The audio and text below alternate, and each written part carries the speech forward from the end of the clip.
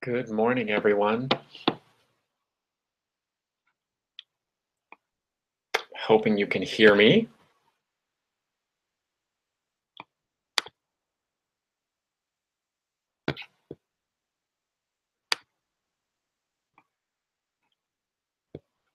We're going to start in just a couple minutes. I just want to verify that people can see the stream before I get started.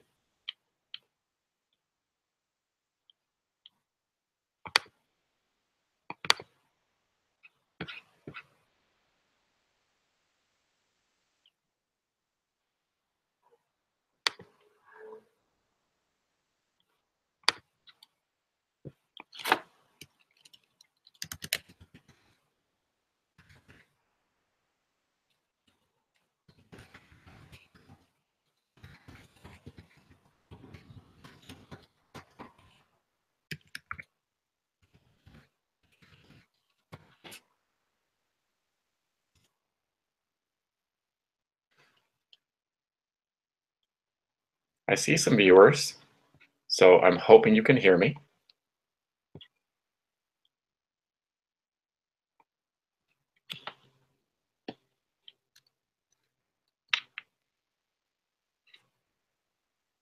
All right, it looks like the Hangout link worked. It's great. Thank you, David, for your help this morning. I shared out the wrong link. David helped me out, so I really appreciate that. Thank you, David, for your help. So I'm going to get started. This shouldn't take too long. And if you are an experienced Edcamp specialist for the Better Together event, then I'm going to try and go fast enough and give you just the information that you need so it doesn't bore you too much. And if you're new, after the event, any questions you have, feel free to contact me and I will help you out as much as I can. That's my job, is to be here for you. So I want to make sure that you are feeling confident in your job when you go to the summit at the end of the month. So I'm going to share my screen and get to our slides. And if you're in the Google Hangout, mute your microphone until you have a question or have to talk, and then we won't get too much feedback on the sound. All right.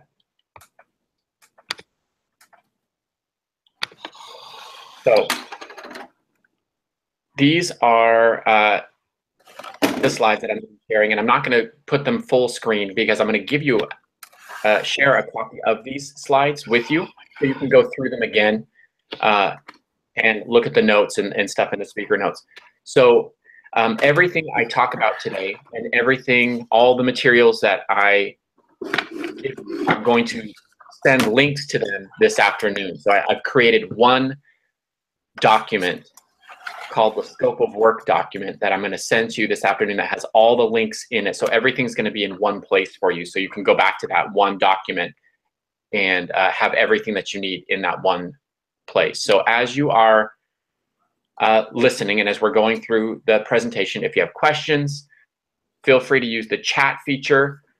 You can tweet me. I'll check my Twitter as I go, or you can email me. I'll check those as we go through as well. If I happen to not see your question or I don't get to it during the video, I'll make sure I get back to you via email, or I'll give you a call or something and make sure you get your questions answered. So what we're going to do today is I'm going to go over the schedule of the day for the event and review the sequence of your jobs and your roles in that day.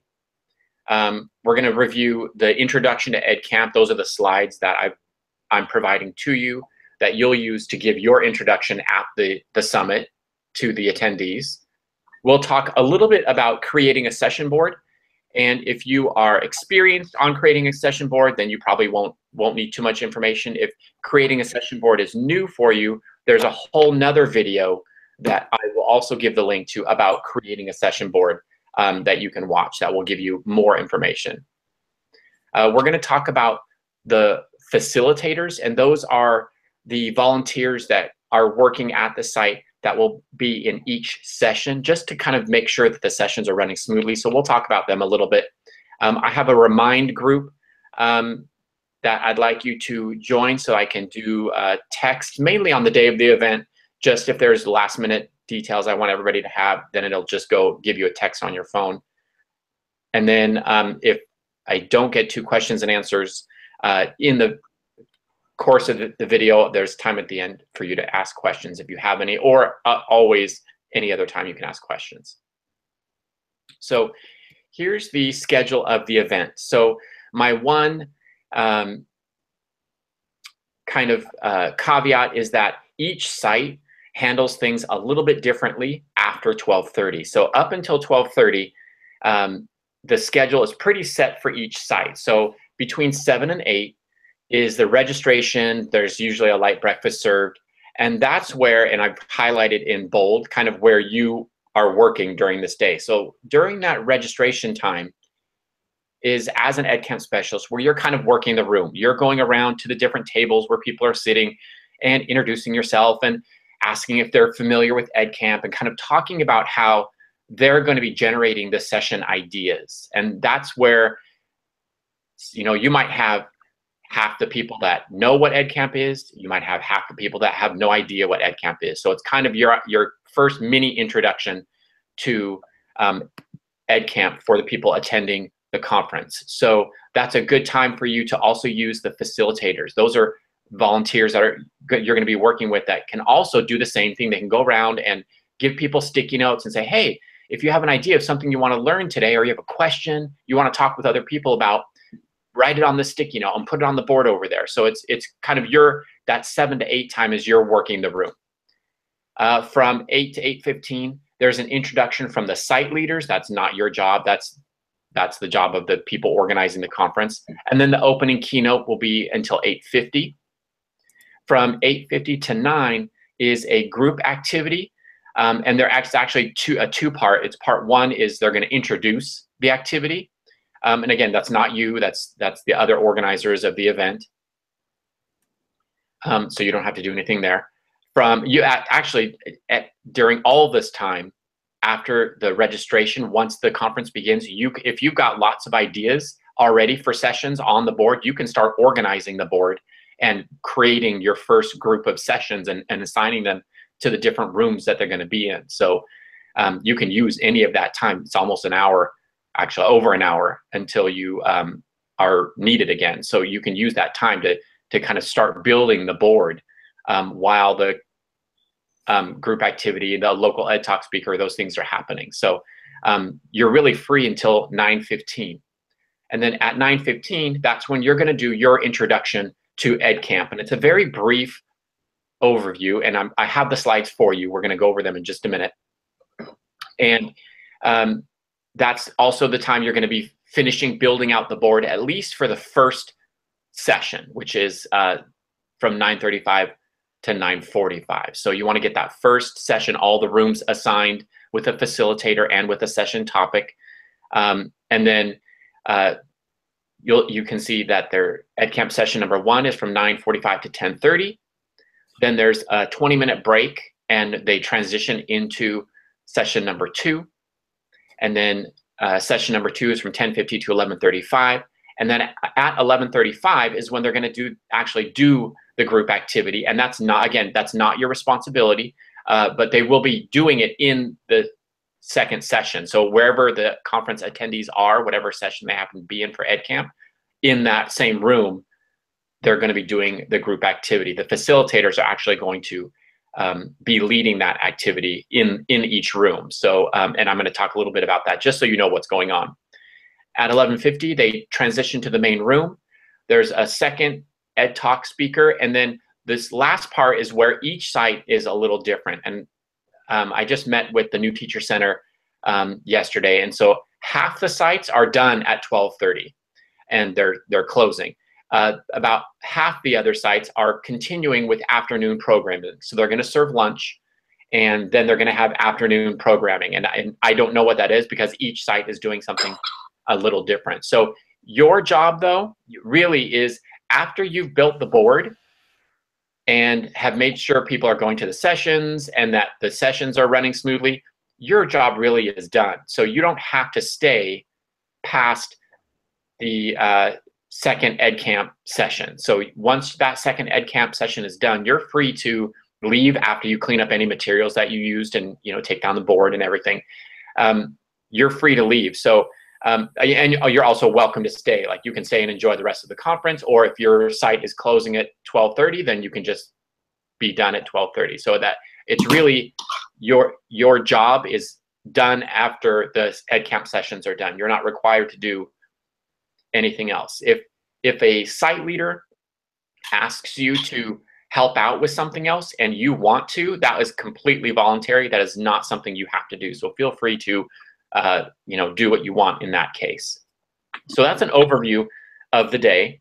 And so items to note. So each Edcamp session, these are things that you might want to also tell the audience in your presentation, are 45 minutes. You want to make sure that attendees know how to find the session board. The physical one is pretty obvious because it's in the main room. The digital one, which will be provided to you, make sure there's a link to it or they know how to get to that. So your site leaders should probably have a slide in their slide deck that shows the URL or a link to it. And if you can familiarize yourself with the site, it's really helpful. So if you get there a little early, just so you kind of know where session rooms are or are generally located. So if somebody asks you, you could give them the general idea. The facilitators can also help with that. But just kind of knowing a little bit of the layout of the land is great. If you were traveling and you're just arriving on that morning, then if you could come a little bit early, that would be great. So in the introduction to Edcamp, and which is kind of the main role, it's maybe a 5-minute presentation. And again, I have the Google Slides. I'm going to show you. I'm going to actually go through them with you right now. I'm going to show them to you. I'm also going to link them to you. And your sites are already going to have these slides. So you won't have to do anything with getting the slides to the sites. We had to the last couple of years, but the new Teacher Center we're making one set of slides and every site is going to have them. So they're already going to be queued up. You don't have to worry about having them on your device and projecting your device to on the screen. It's already going to be handled for you. So that's going to make life a lot easier. So this is what the slides look like. Actually, this is not the first slide. This is my slide to you. We really need you to bring the excitement. The biggest piece of feedback I've gotten from the site leaders the past couple of years, and both in terms of what they liked about their specialists and what they wanted more of, was excitement. So we're sharing this Edcamp model. For a lot of people, it's going to be their first time experience it, and we really want them to be excited and to be really understand what the model's about, and that they can take charge of their professional development. They can learn what they want when they want. So when you do your introduction, if you could start with a personal experience, like what Edcamp means to you or why you love the model so much, or something you learned that really changed your teaching at Edcamp, really pump up the audience about the excitement, really have a high energy level when you're giving your introduction. That's really important for the foundation. It's really important for your sites. We really want people to embrace the model and really be energized by it, because it's been one of the highest rated parts of the conference in the past few years. So it's really important that you play that role and really get people excited about what they're going to experience. Okay? So here are the slides to the introduction. So and each one has speaker notes. So you can kind of practice with the speaker notes. It's a pretty basic slide deck. So you're just going over the history of Edcamp, that it started and grew and grew, and now it's worldwide, all over the world. It's being recognized by the Department of Education and ISTE and ASCD. So again, we're not talking very long in this introduction here. You're going to kind of go over the foundations of the model. So that's very simple. It's free. It's open to anyone. And it is participant driven. And this, from this point on, is really where we're going to spend the bulk of your presentation time, really making sure that the attendees at the conference understand that they're going to be driving what the session topics are, that their ideas, when we create that session board, their ideas are what you do, what are become the session. So it's really important that you make that point to the participants, and that it is conversations, not presentations. They're not going to go to a room and sit and wait for somebody to start talking. That we want them to know that when they get to the room, they're going to be the ones that are doing the talking and learning as a group together. And there's going to be a facilitator there to help if needed, but we really want the facilitators, honestly, not to have to do anything. We want the teachers just to go in and just start talking about why they're there. And they're going to have some resources as well that I'll share with you in a little bit. We want to encourage the voting with 2 feet. So if their session isn't working, they're free to get up and go find some other session that might pique their interest, or have a conversation in the hallway, or sit at a table in the main room and talk with some people. As long as they're getting what they want from their discussions. You're going to introduce what the session board is, and there's a picture of one. They can post session ideas with those stems if you want. I want to understand more about something, or I need help with, integrating GAIF into my classroom. They could, the session ideas, the sticky notes that they create can really be anything. These are just some question stems to get them thinking. The digital session board. Okay, so I'm going to change screens here. These are in progress right now. So this is the digital session board. This is already going to be created for you. Hopefully they're going to be done pretty soon. So this is Humboldt's session board right now that we're looking at. And this is just in draft form right now, so it's not the final one. So what you can see is here it says Group A in the breakout room. So you would put the room number here. So as you're creating the physical session board in the room, you're also kind of filling in this information on the digital session board, or you could have a facilitator do that. So when you talk with the facilitators in the morning, you could say, hey, does anybody want to fill in the digital board as I create the session board? And you can get somebody to help you with that, or bring a friend and a friend can help you. So the things that you type in, okay, would be the room number, who the facilitator is going to be, and we're going to talk about that in just a minute, and what the session topic or name is here. And so each board will have a number of rooms that your site will need. So you can see it's not quite finished yet. So larger sites, you'll see will have more group letters here. If you've got a smaller site, you'll have just a few group letters here. It just depends on the numbers at your site. They're trying to get one room for every 20 people. Even if it doesn't work out exactly that way, you might have a room, you might have a few rooms at the bottom that don't have anything in them if you just have so many sessions set up. But we're trying to give lots of possible room choices for people, or session ideas. And then you can see, so everything that you type in is also what they're trying to do is automate it so that it goes into these session notes. So attendees will also have access to this board. And you can, if you click on the session notes doc, you'll get to this document, okay?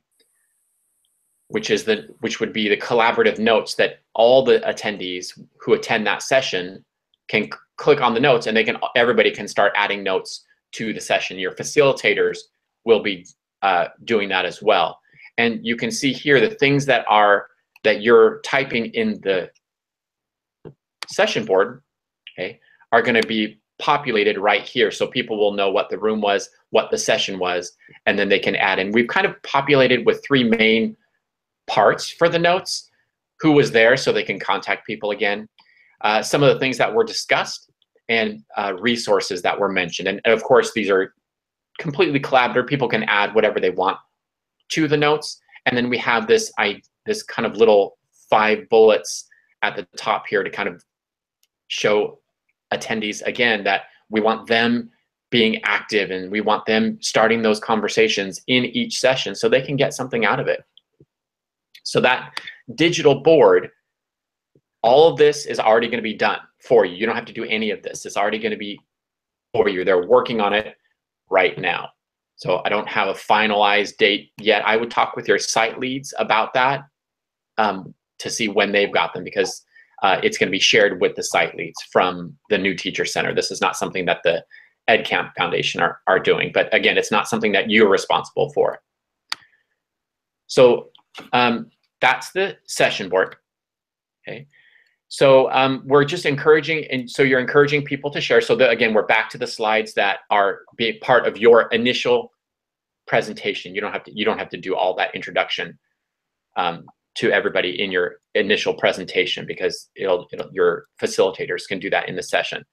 And then you again are emphasizing that it's about conversations, not presentations, that they're getting into that room and they're just starting the conversation.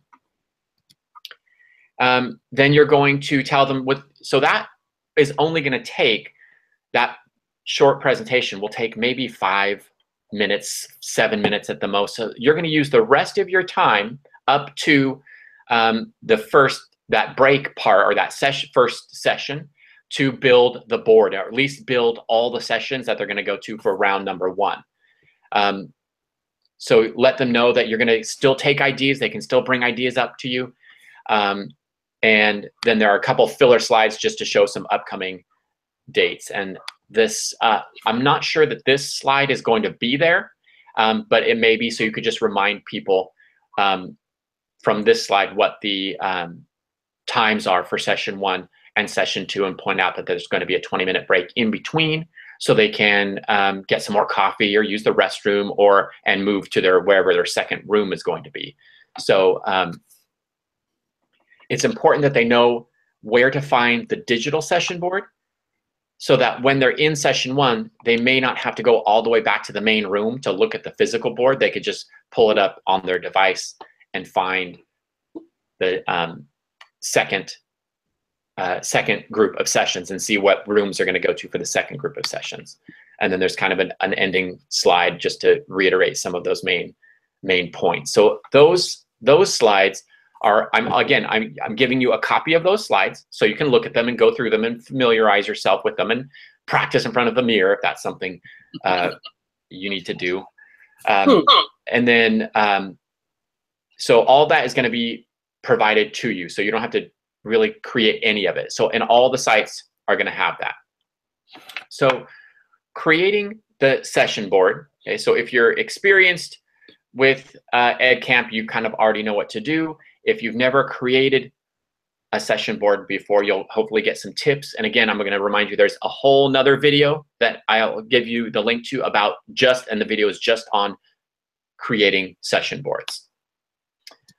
So there is a materials fee of $50 included from the Edcamp Foundation. So if you need to get chart paper, sticky notes, markers, masking tape, whatever you need, that you've got money for it, and it's just automatically included. So you don't have to save your receipt or anything like that. Just buy what you need and include that.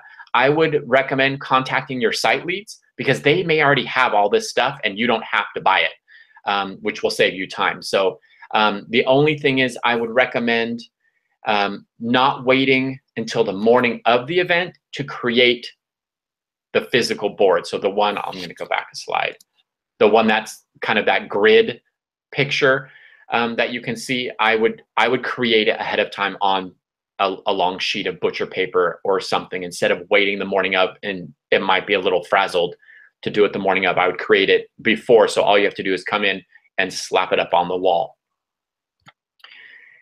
Some sites last year wanted to get session ideas ahead of time, and I think it was some of the bigger sites. We have some bigger sites like Fullerton, which has, you know, upwards of 1,000 people at that site. So they sent out to their attendees a Google form asking for ideas, and so the Edcamp specialists were able to start building the board before the day even started. So they were able to start getting sessions and in rooms kind of filled out, because people were already giving them ideas. That is, again, that's a site decision. It's not my decision or your decision, but you could tell them that that's an idea. If you'd like the Google form that was used, you can just email me. I'll give you a copy of it, and you can share it with your site leads, and they can email it to attendees. That's not something that you would be responsible for doing. because you don't have all that information. The site leaders do.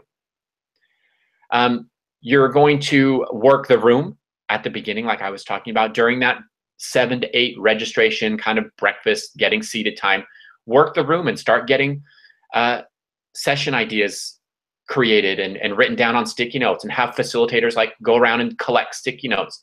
I also do, when I create session boards, I really like the idea of having parking lots around the room, which is really just a piece of chart paper that says parking lot on it. And so if you have attendees, they can just go up and slap their sticky note on the parking lot, and then you can collect them and start creating sessions from those sticky notes. So once you see like, oh, there's a lot of people that want to talk about Google Apps, then you might create a group on Google Apps. Or, oh, I see quite a few people want to talk about Next, collect those sticky notes from the parking lot and stick them in a group. So those parking lot posters are a really good place. And then session attendees, they know where to go to put their sticky notes. So it's not just sitting on the table, so they can, get up and go stick it on the parking lot. And then you can, from there, as the specialist, collect those sticky notes and start arranging them on the actual board itself.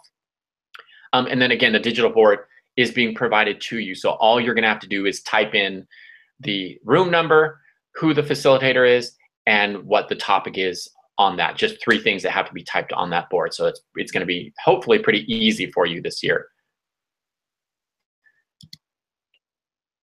If you want to populate some session ideas in the parking lots ahead of time, some people like to do this, and some people, depending on the audience, don't, because they start generating ideas pretty quickly. So you can kind of play this by ear or do what you think. There are some ideas there that you could put on sticky notes and stick them in the parking lot. So as people are walking in, they might see them and be like, oh, okay, I kind of get what people are putting in there. You could form them in the phrase of a question using some of those stems that were in the previous slides.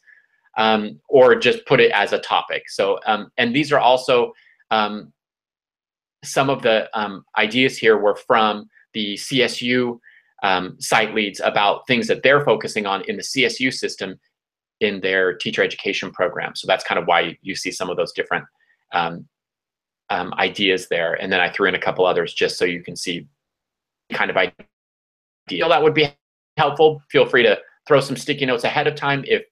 If you think the audience is gonna be fine, then you can not do that. But it's there for you to use and ideas if you want. I'm not gonna we already showed the digital board, so I'm not gonna spend any time there.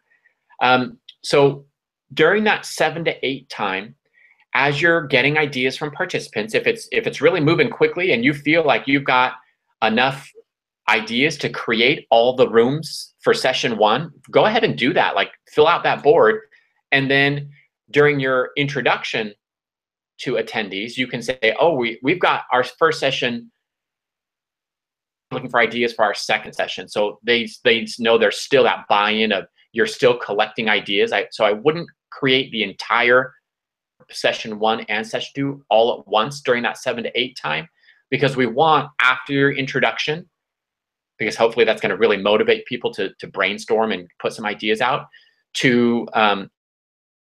we want them to still collect ideas after your presentation. But it's good if you want to get that first session filled, and then you can start typing in the digital board. You can start typing in the information for each of the rooms that they're going to be in. If you have a smaller site, it's probably not.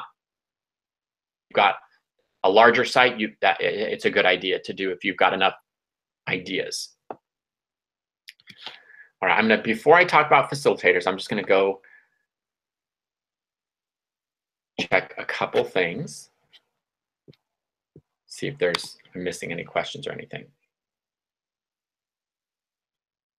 Okay, I don't see questions yet, so I'm gonna go on. So the facilitators are volunteers, and they are there to help you and to kind of help when attendees go to the sessions, that there's kind of conversation gets started.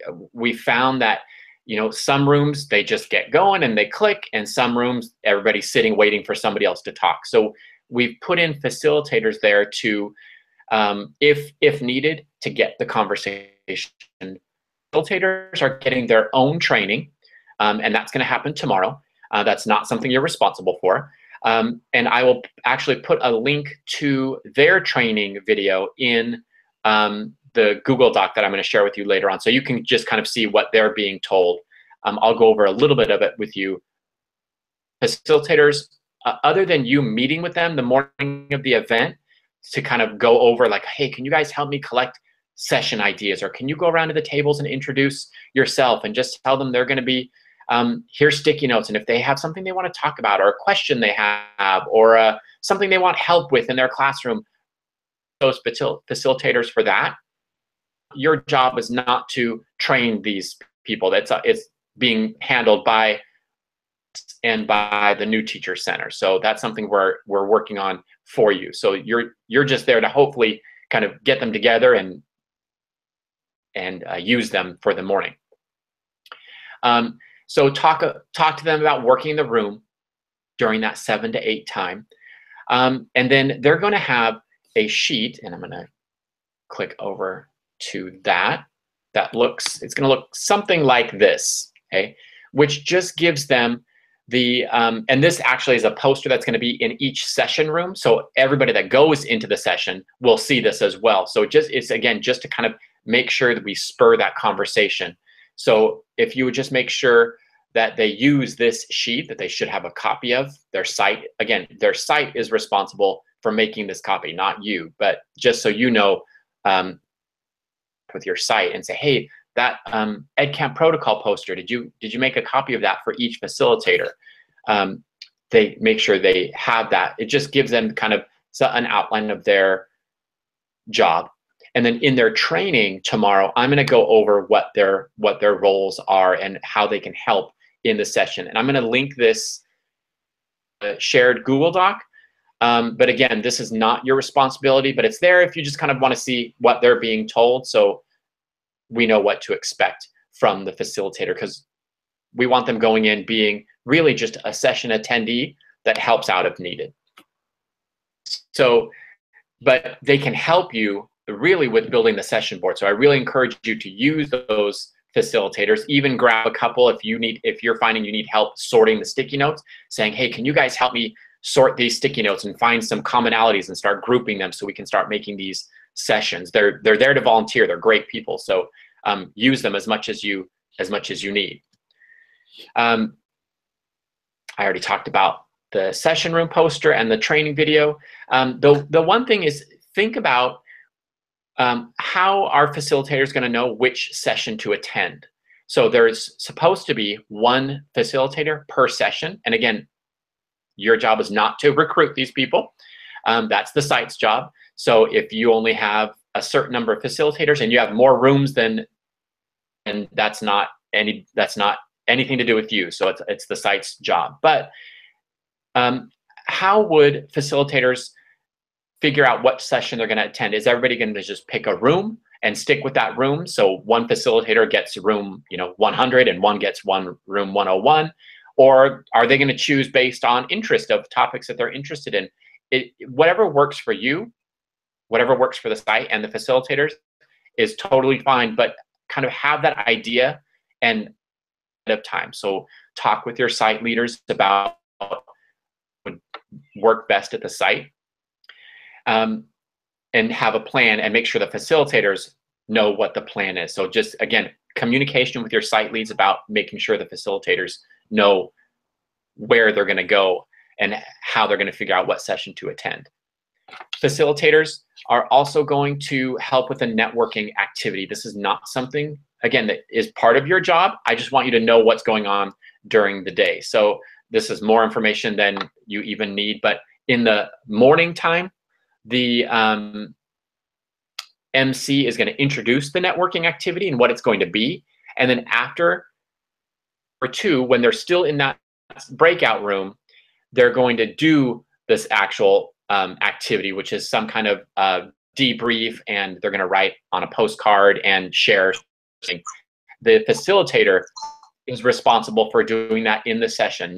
Your job is not to lead the group activity. So this has nothing to do with you. I just want you to know, just so you know what's going on for the day, and is what the facilitators will be doing at the end of the second Edcamp session. So there's time after the session. It's not part of the session. So they still get a full 45 minutes for their session, and then they'll do the breakout activity or the networking activity.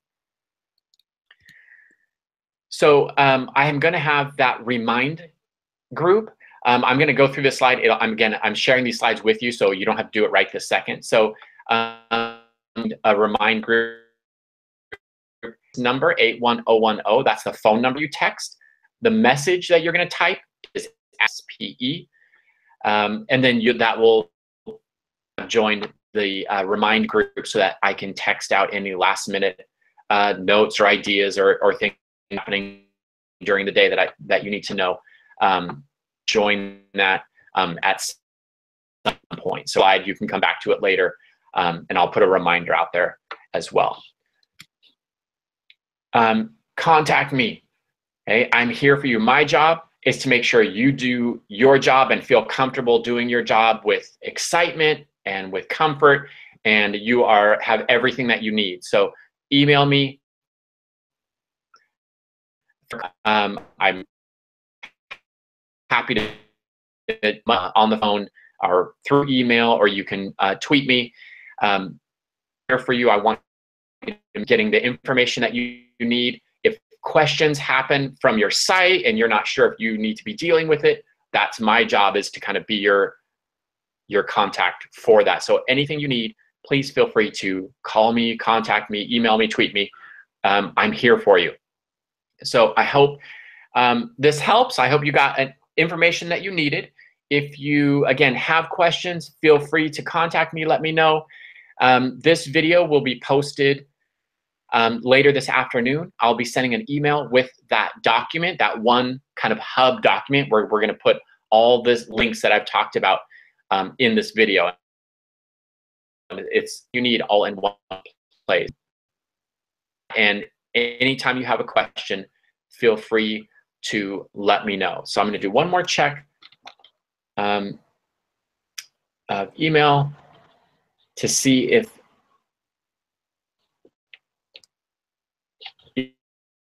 email me a question, answer it while I can. I don't see any questions. Okay, so thank you all. I'm going to be working with you. Your sites are excited to with you, learn from you, and meet with you. So have a great day and soon.